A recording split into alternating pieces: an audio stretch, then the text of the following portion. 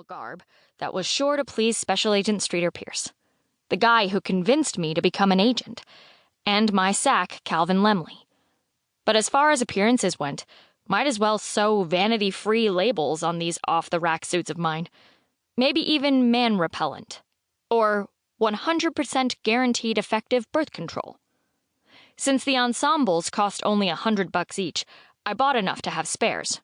One wadded up in the bottom drawer of my desk, and one tucked under the back seat of my SUV.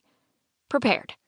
Streeter had warned me to do that my first day at work, suggesting that eventually I'd work a crime scene with rotting carcasses and would need a change of clothes. But I'd figure I would have plenty of time to buy some over the holidays. Now I finally had the suits, but I refused to give up my steel-toed boots. Something about taking the girl out of the mine, but not the mine out of the girl, came to mind. So here I was, wearing one of the half-dozen identical suits hanging in my closet, and nevertheless attracting the ogling stares of these guys. All I could figure is that they must have the most uneventful job in the universe, if staring at behinds in shapeless pants is what they do for excitement. As I walked toward the bay of elevators, I apparently wasn't as far from the guards as they thought. I heard the younger one mumble, "Those eyes, so green." "Ask her out," Paul said. I could see the men's reflections in the shiny silver facing near the bay of elevators, and I resisted a smile as I watched Paul reach for a donut. I lifted my head to watch the lights of the elevators and assess which would arrive first. "Like I'd have a chance. Look at her," Tanner answered as he jerked his head in my direction. I continued to pretend not to hear or see them. Paul chuckled and took a bite out of the jelly-filled donut, crumbs cascading off his rotund belly. From my perspective, it would seem that anyone standing at the elevators was out of earshot of the screening station. But as I scanned the structure, examined the carefully crafted bomb-resistant, bulletproof steel and glass construction, I spotted the flaw in the green design. It captured energy, but it also captured and rebounded sound in every direction. I made a mental note of this. "Nothing ventured," Paul said, motioning for another employee to move through the screening device and down one of the maze of halls on floor 1. "What do you know about her?" Before Paul could answer, another federal employee arrived and passed through the screening station, holding up the identification badge that hung around his neck. The man mumbled greetings and the guards mumbled back.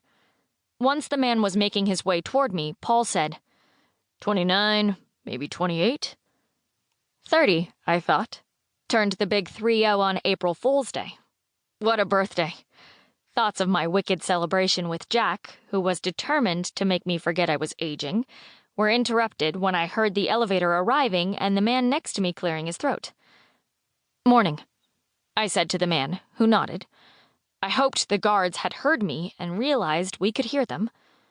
Apparently not. "Never been married," Paul continued. "Workaholic. A real looker.